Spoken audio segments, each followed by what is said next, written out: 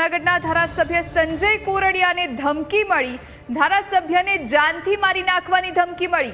WhatsApp પર અલગ અલગ 2 નંબર પરથી મેસેજ આવ્યા। અપશબ્દોવાળા મેસેજની સાથે ખંડણી માંગવામાં આવી છે અને સાથે સાથે જાનથી મારી નાખવાની ધમકી આપવામાં આવી।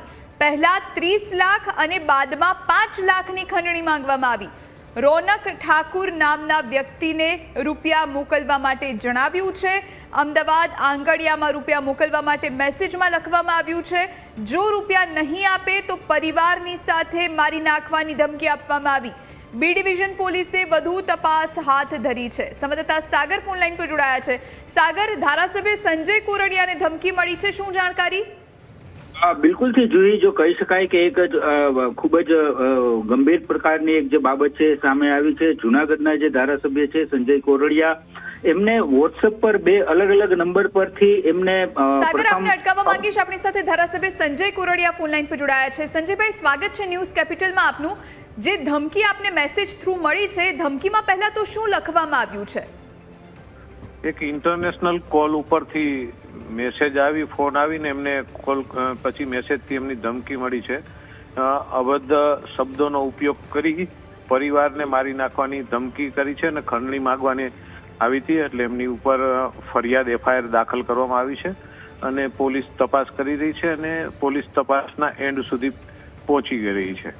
સંજયભાઈ, કુલ કેટલા રૂપિયાની ખંડણી માંગવામાં આવી? કારણ કે આપની છબી તો નિર્વિવાદિત છે। ક્યારે કોઈ વિવાદમાં આપનું નામ નથી આવ્યું, ક્યારે કોઈની દુશ્મની આપની સાથે હોય એવું ક્યારેય સાંભળ્યું નથી। સંજયભાઈ, તો પછી આ ખંડણી માંગવા પાછળનું કે ધમકી આપવા પાછળનું કારણ શું હોઈ શકે?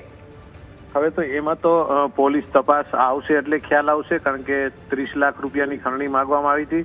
હવે એ સત્ય ગુનેગાર છે કે આવી પ્રવૃત્તિ સાથે જોડાયેલા છે, કારણ કે ઇન્ટરનેશનલ કોલ હતો, એટલે પોલીસ એમની ગંભીરતાથી તપાસ કરી રહી છે અને એ બધું તપાસને અંતે બહાર આવે એટલે ખ્યાલ પડે કે રિયાલિટી એની અંદર શું છે। સંજયભાઈ, આપને કોઈની ઉપર ડાઉટ છે ખરા કે કોઈના? ના, કોઈ, કારણ કે આપણે તો કોઈ શત્રુ નથી, કોઈ સાથે આપણે એવા દુશ્મનાટ નથી, કોઈ આપણા ધંધા એવા નથી કે આપણે કોઈ તકલીફ હોય એવું। બિલકુલ સંજયભાઈ, રોનક ઠાકુર નામના આ વ્યક્તિનો ઉલ્લેખ કરવામાં આવ્યો છે અને અમદાવાદમાં આંગડિયા પેઢીમાં આ રૂપિયા આપવા માટે કહેવામાં આવ્યું। આ વ્યક્તિનું નામ આપે ક્યારેય સાંભળ્યું છે ખરા? કોણ છે? એને લઈને કોઈ વિગતો આપની પાસે? ના, એ કઈ છે નહીં। એમનો મેસેજ હતો કે આ વ્યક્તિને એના નંબર આપ્યા હતા કે એમને પેમેન્ટ અમદાવાદ આપવાનું છે।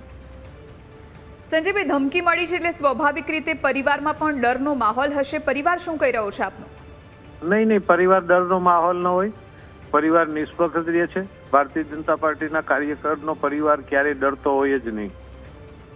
બિલકુલ, આપે જે ફરિયાદ નોંધાવી છે એમાં શું કહેવામાં આવ્યું છે અને પોલીસ કઈ દિશામાં તપાસ કરી રહી છે? સંજયભાઈ, એટલે પોલીસ એ દિશામાં તપાસ કરી રહી છે। એમને જે પણ મેસેજો આવ્યા હતા એમની સાથે બધી ડિસ્કસ કરીને ફરિયાદ લખાવવામાં આવી છે ને એમની ઉપર પોલીસ એમની તપાસ કરાવી રહી છે। સંજયભાઈ, અંતિમ સવાલ, આ કે પહેલી વાર છે કે આપને આવી ધમકી મળી હોય? આ અગાઉ પણ આ પ્રમાણે કોઈ ધમકી કે કોઈ ફોન કોલ આવ્યા હોય એવું ખરા? નહીં, આ પહેલી વખત જ છે। જી સંજયભાઈ, આભાર આપનો અમારી સાથે વાતચીત કરવા માટે।